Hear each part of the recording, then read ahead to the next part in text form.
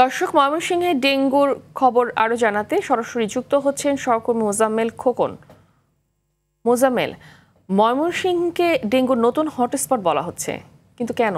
আর এই মুহূর্তে ডেঙ্গু নিয়ে সবশেষ কি তথ্য আছে আপনার কাছে জানাবেন? ধন্যবাদ ফাহমিদা। আপনি জানেন যে ময়মনসিংহ মেডিকেল কলেজ হাসপাতালে প্রতিদিনই কিন্তু ভয়াবহভাবে ডেঙ্গু রোগী ভর্তি হচ্ছে, অর্থাৎ নতুন করে ডেঙ্গু রোগে আক্রান্ত হয়ে কিন্তু তারা এখানে প্রতিদিন আসছেন। অর্থাৎ ইতিমধ্যেই কিন্তু আমরা দেখেছি যে ময়মনসিংহ সিটি কর্পোরেশনের 10 নম্বর ওয়ার্ডের বিশেষ করে বাউন্ডারি রুটে সেই এলাকাটিকে কিন্তু সিটি কর্পোরেশন থেকে কিন্তু আমরা শুনেছি রেড জোন ঘোষণা করেছে।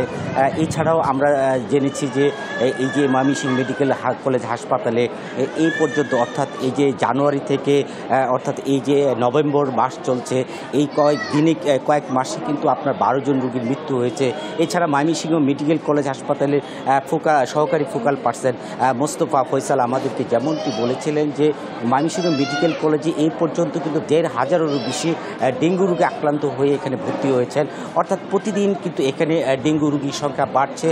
এছাড়া তিনি যেমনটি বলছেন যে এই যে গত 24 ঘন্টায় যে ডেঙ্গু রোগীর সংখ্যা সেটি কিন্তু ভয়াবহ আকার ধারণ করেছে। অর্থাৎ তিনি বলছেন যে অগাস্ট মাস থেকে শুরু করে এই যে নভেম্বর পর্যন্ত এই 4 মাসেই কিন্তু আপনার ডেঙ্গু রোগীর সংখ্যা আরও বেড়েছে তারা বলছেন। কিন্তু আমরা জেনেছি যে এখন পর্যন্ত কিন্তু ময়মনসিংহ এই মেডিকেল কলেজ হাসপাতালে কিন্তু ডেঙ্গু রোগে 175 জন রোগী ভর্তি রয়েছেন, কিন্তু আশঙ্কাজনকভাবে ডেঙ্গু রোগীর সংখ্যা বাড়ছে। এছাড়া ধন্যবাদ আপনাকে।